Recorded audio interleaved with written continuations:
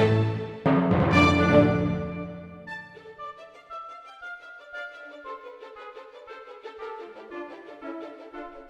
the previous videos, we reviewed the overarching meaning of love and its nuances, as generally we find in our cultures.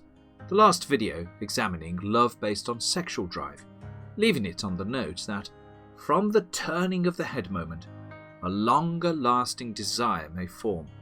In other words, a sense of commitment to a partner, based on more than just their sex appeal.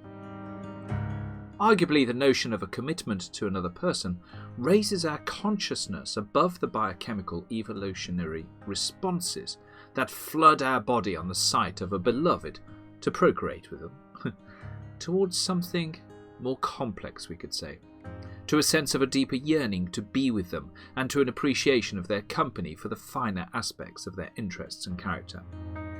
Nonetheless, we can't ditch the biological impulses completely.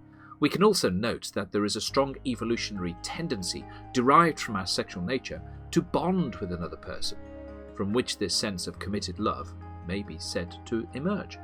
When a mother gives birth, her body is naturally flooded with oxytocin, a hormone that is also released in lovemaking.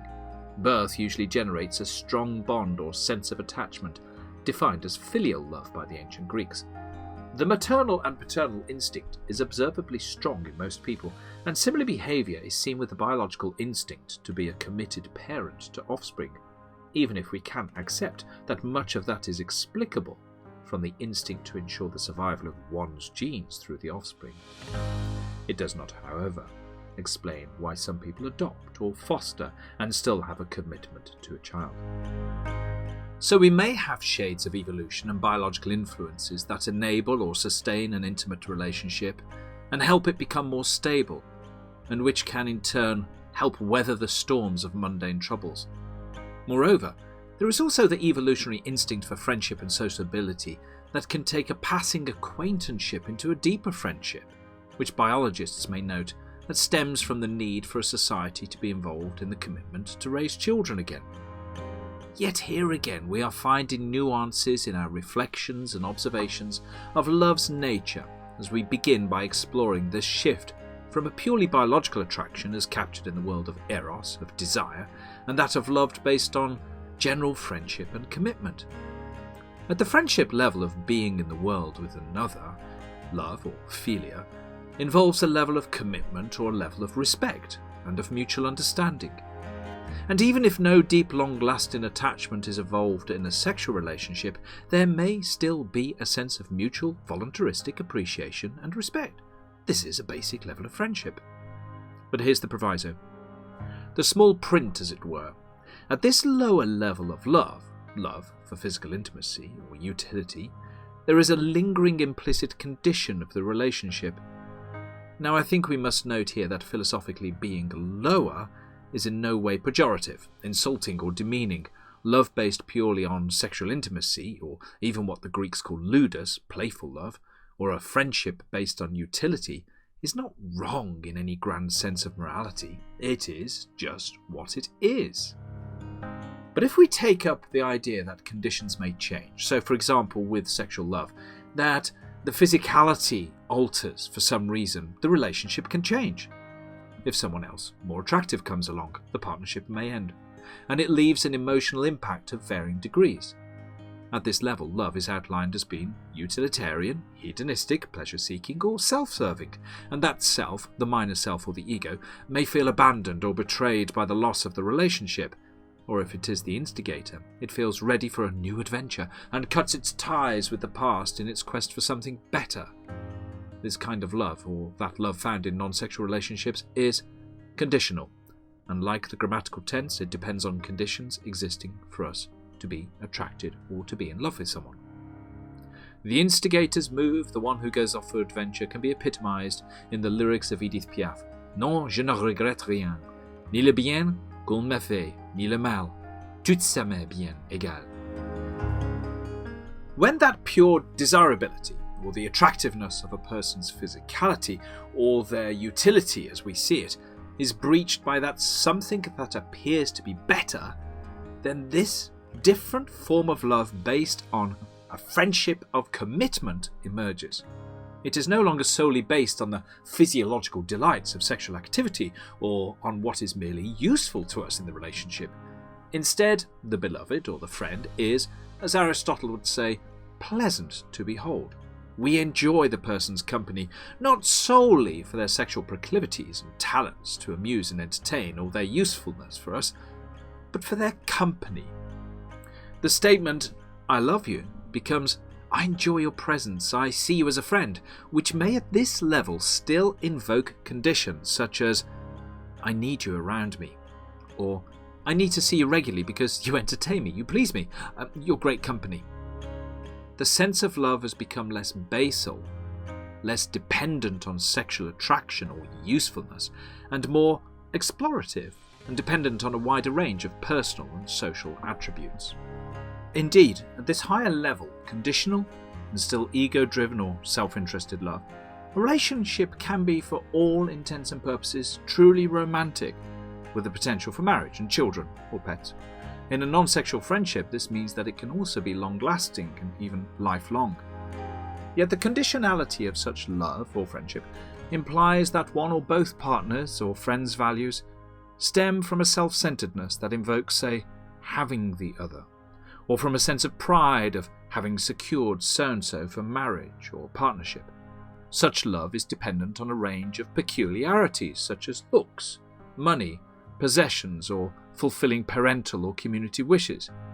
In turn, such friendships depend on proximity, on ease of contact, on common cultural or professional experience, or being with or putting up with the other out of a fear of loneliness or out of a sense of duty to a neighbour. All these things can change, and the friendship or the love can diminish. These characteristics are infused with ego-driven attachment. Desire implies attachment and hence control, and control implies fear of loss and concomitant jealousy of others' gazes or actions. Now, seeking to control the world and others also suggests a fragility of the self that believes that life cannot have value without controlling others, whether they are friends or a beloved, rather than higher values of respecting and loving the other for who they are in themselves. Hopefully, we can see that this kind of love is essentially conditional. It is also, in its lower levels, potentially smothering and even abusive towards the other, for control demands curtailing the other's freedom. A situation in which the love is either going to be one way, a love really of domination, or in which the love is a battle between two people seeking dominance in a continual loop reminiscent of Hegel's master-slave theory. So here we can revisit the seeds of suffering in love, in the ego-based fears revolving around attachment to a condition, and then consider what conditions really are. They are things that are variable, mutable, they change, that is, and they are beyond our ability to control. If another does not respond to our love or friendship, that is not something we can control, it is something that we must accept. If my love for someone is dependent on my partner's looks and these looks fade with age or are affected by an accident or surgery, then my love at this level disappears. Aging and changing character, or the release of repressed characteristics that were always there, is not something we can control. We can only accept them. And should our love falter and fail in response to changing conditions, then it highlights how dependent and conditional that love always was. Is this something that is wrong? For many it is all that they know. It is their way of being in the world, but we can always conjecture as students of wisdom whether there can be something better. And when each of us in turn realizes that there may be a better path, then we can alter how we love, giving up those conditions upon which we believe we must love another, beliefs, ways of being that affect our entire consciousness. We can alter, in a word, our attitude and disposition regarding others. This may happen accidentally, for instance, just as the lustful satiate their physical needs and slowly develop a sense that something is missing in their relationships and seek companionship. So too can the person whose relationship is dependent on alterable aspects shift up a level of thinking about love and what it is to be something more stable. But this is not the end of the story about love. There are higher levels.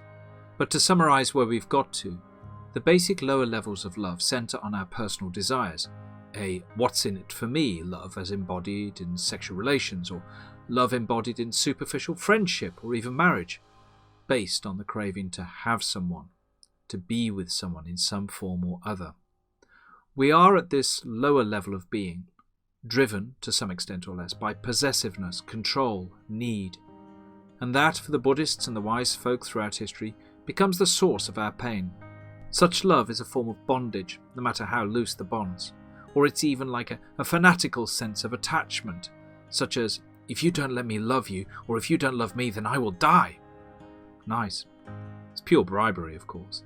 Not a great sense of love at all, for it reeks of control, and in the words of Don Miguel Ruiz Jr., this is an unrelenting war, where passion is replaced by obsession. An obsession to live up to the conditions of the mask of our identity, and whoever wins reinforces their attachment as the righteous beacon of knowledge that will awaken everybody to their truth. Were we to let go of possessiveness, we let go of a major source of suffering, and our love for another can be released from the tragedy that pervades much dramatic music and movies. The longing, yearning, desire, passion, infatuation, the excess of feeling or mania, as Aristotle noted it over 2 millennia ago, the clash or the war of the sexes or of lovers of any sexual preference, and with such irrationality, to draw on Aristotle's theory that love is an excess of feelings relative to our ability to think rationally, that is, there can only be trouble. So perhaps we can send love into a more expansive, truly romantic arena. In the next video, we shall explore the higher realms of love, starting with trust, forgiveness, and understanding. Thank you for watching, and any comments gratefully received below.